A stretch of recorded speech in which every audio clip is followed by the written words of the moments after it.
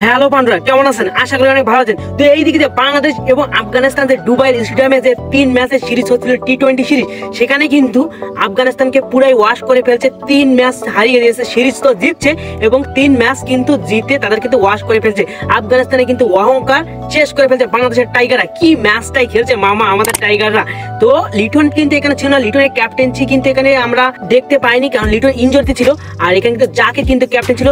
তো জাকিরের ক্যাপ্টেন্সিতে কিন্তু বাংলাদেশ আফগানিস্তানকে 3-0 সিরিজে হারিয়েছে। তো কি খেলাই দিছে মামা আমাদের এই যে। তো আজকে শেষ ম্যাচের খেলা সম্পর্কে একটু দেখি। তো আফগানিস্তান কিন্তু প্রথমে ব্যাটে যায়, যে জাকির কিন্তু টস জিতে, কিন্তু বোলিং এর সিদ্ধান্ত নেয় টস জিতে। তো আমার মতে বাংলাদেশ যদি আগে ব্যাটিং করে সিদ্ধান্ত নিত তাহলে কিন্তু খুব ভালো হতো। তো যাই হোক, আফগানিস্তান কিন্তু ব্যাটিং এ গিয়ে তারা রান করে 143, বাংলাদেশে কিন্তু তারা টার্গেট দেয় 144 রানে, 9 উইকেট কিন্তু তাদের পরে। আমাদের বোলিংরা কিন্তু সুন্দর বল করে, মোস্তাফিজের কিন্তু বোলিং এ ছিল না, কিন্তু আমাদের যেসব বোলিং ছিল তারা কিন্তু শরীফুল, সাইফুদ্দিন সবাই কিন্তু অনেক সুন্দর বল করেছে। সবাই কাউকে খারাপ বল না, সবাই কিন্তু উইকেট পাইছে। তো সাইফ হাসান কিন্তু 1 ওভার করেছিল, সে কিন্তু উইকেট পায়নি। আর যারা করেছে তারা কিন্তু 1, 2, 3 উইকেট করে তারা কিন্তু পাইছে। অনেক সুন্দর কিন্তু তারা বোলিং করেছে। আর ব্যাটিং এ কি বলবো, ব্যাটিং এ গিয়ে কিন্তু দুর্দান্ত খেলা শুরু করে, কিন্তু আমাদের ওপেনিং এ কিন্তু একটু বেহাল হয়ে যায়। ওপেনিং এ কিন্তু ইমন রান করতে পারে না, সে কিন্তু 16 বলে 14 রান করে, তার খেলা কিন্তু ভালো ছিল না। আর তানজিদ তামিম কিন্তু 33 বলে 33 রান করে, তার খেলা ওয়ান ডে স্টাইলের মতো ছিল, তার খেলা কিন্তু ততটা ভালো ছিল না। কিন্তু আমাদের সাইফ হাসান, এই যে সাইফ হাসান যে কি খেলতেছে মামা, বুঝলাম না। সাইফ হাসান যে এশিয়া কাপে কি দেখিয়েছে, তার যে 6 পুরো বিশাল 6, তার যে অরিজিনাল টাইগার কিন্তু সে। এই সাইফ হাসান কিন্তু এশিয়া কাপে দেখিয়েছে খেলা। আর এই সিরিজের টি-20 সিরিজের শেষ ম্যাচে সে কিন্তু দুর্দান্ত একটা পারফরমেন্স করেছে, নট আউট ছিল, 38 বলে 64 রান। তার কিন্তু এই ইনিংসে 7টি 6 ছিল মামা, বুঝতে পারছেন। আর 6 গুলো কিন্তু দুর্দান্ত 6, তার কিন্তু নো লুক 6টি কিন্তু অনেক সুন্দর লাগে আমার কাছে বিশেষ করে। তো 7টি 6 এবং 2টি 4 মারে 38 বলে 64 রান করে দুর্দান্ত ইনিংস খেলে।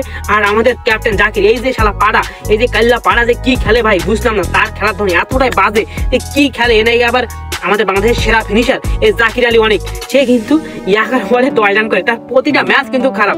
আর আমাদের শামীম পাটোয়ারি শামীম, সে কিন্তু ভাত খেতেই থাকে, যে কি খেলে শালা এই শামীম, এটাই বুঝলাম না, শুধু খেতেই থাকে। এর খাওয়া ছাড়া আর কোনো কাজ নেই, পুরো দম্বু পাশা নিয়ে মাঠে যাবে আর ডাক মারবে। আজ কিন্তু 1 বলে 0 রান করে আউট হয়ে গেছে, ডাক মেরেছে। তার খেলার ধরনের কিন্তু এতটাই বাজে। এশিয়া কাপে এই দুই শালা, এই শামীম পাটোয়ারি আর এই জাকির আলী একদমই বাজে খেলছে, তাদের খেলার ধরন কিন্তু একদমই বাজে ছিল। এই যে এই সিরিজ হয়েছে টি-20 সিরিজ আফগানিস্তানের সাথে, এখানে কিন্তু তারা কিন্তু অনেক খারাপ করেছে। আর এরপরে নুরুল হাসান সোহান, সে কিন্তু 9 বলে 10 রান করে, সে কিন্তু নট আউট ছিল, সে কিন্তু 3 ম্যাচে নট আউট। মানে এই যে সিরিজে আফগানিস্তানের সাথে টি-20 সিরিজে 3টি ম্যাচ খেলছে, এখানে কিন্তু নুরুল হাসান সোহান সে কিন্তু 3 ম্যাচই নট আউট। তো প্রথম ম্যাচে কিন্তু তার সাথে তার খেলা জিতছে, দ্বিতীয় ম্যাচ তার খেলা জিতছে, এবং তৃতীয় ম্যাচে কিন্তু 9 বলে 10 রান করে, সে কিন্তু নট আউট ছিল। সে কিন্তু অসাধারণ খেলছে। নুরুল হাসান সোহান কিন্তু শেষে এসে অসাধারণ একটা ফিনিশ দেয়, তার সে কিন্তু বর্তমানে বাংলাদেশের একটা অন্যতম একটা ফিনিশার হয়ে গেছে। আর এই যে সাইফ হাসান, তার কথা কি বলবো, তাকে যে ওয়ান ডাউনে খেলা হচ্ছে, আমি মনে করি তাকে ওপেনিং খেলা উচিত। এই যে ইমনকে বাদ দিয়ে এখানে কিন্তু তানজিদ তামিমের সাথে কিন্তু এই যে সাইফ হাসানকে কিন্তু ওপেনিং এ দেওয়া উচিত।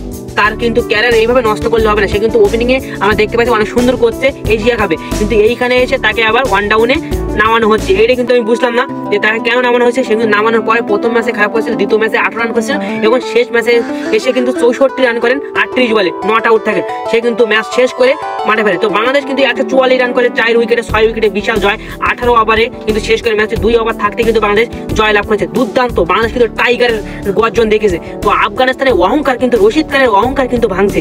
রশিদ খান কিন্তু বলে যে ভারতের পরে কিন্তু এশিয়ার ভিতরে দ্বিতীয় সেরা টিম কিন্তু আফগানিস্তান।